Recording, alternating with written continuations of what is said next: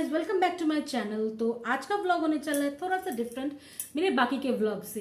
Vlog शुरू करने से पहले मैं आप सभी को मेरे तरफ से नवरात्रि और दुर्गा पूजा की हार्दिक शुभकामनाएं। मैं प्रे करती हूँ कि आप सबकी नवरात्रि और दुर्गा पूजा बहुत अच्छे से बीते। तो आ जाते हैं व्लॉग के टॉपिक पे। तो आज का व्लॉग होने चला है थोड़ा सा अलग, वो इसलिए क्योंकि मैं आप सबको आज इस व्लॉग के थ्रू शेयर करने वाली हूँ माता के 9 रूपों की हिस्ट्री। यस गाइस, क्योंकि आज इस नवरात्रि के 9 दिनों में हम माता की 9 रूपों की पूजा करते हैं और हर एक रूप हर एक कहानी के साथ आती है। हम में से बहुतों को पता होगी और बहुतों को नहीं पता होगी। मुझे इस ब्लॉग को बनाते हुए काफी इंटरेस्टिंग लगा। आई होप आपको भी ये ब्लॉग देखते वक्त बहुत इंटरेस्टिंग लगेगा। तो चलिए शुरू करते हैं ब्लॉग को। नवरात्रि के पहले दिनों में जो देवी पूजी जाती है उनका नाम है माता शैलपुत्री देवी। माता के 9 रूपों में सबसे प्रमुख देवी मानी जाती है माँ शैलपुत्री देवी। तो इनकी स्टोरी शुरू होती है ऐसे। राजा हिमावत की बेटी माता शैलपुत्री।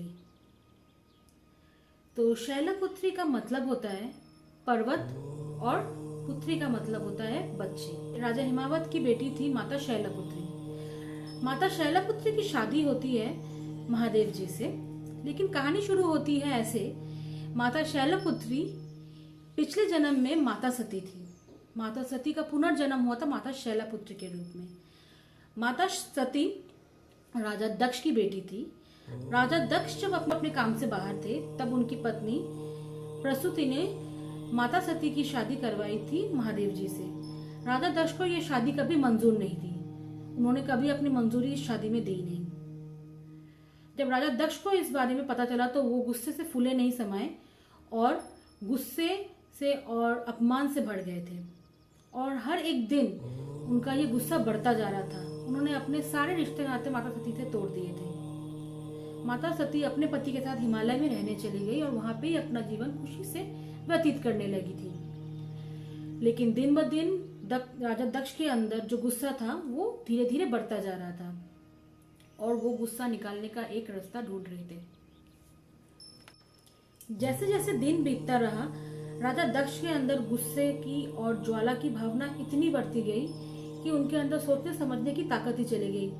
तो उन्होंने सोचा कि एक यज्ञ रचते हैं और उस यज्ञ में उन्होंने महादेव को अपमान करने के लिए सारे देवी देवताओं को बुलाया था, सारे संतों को बुलाया था।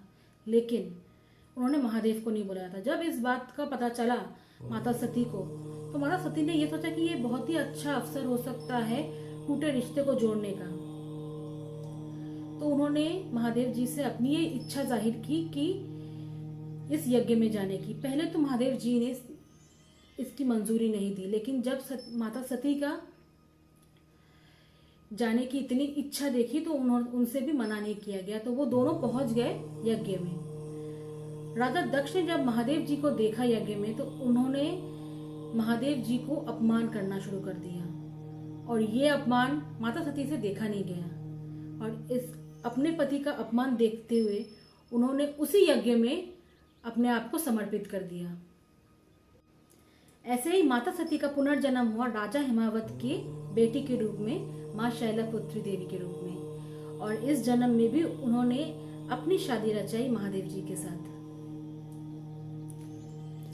माता शैलपुत्री देवी का वाहन है नंदी।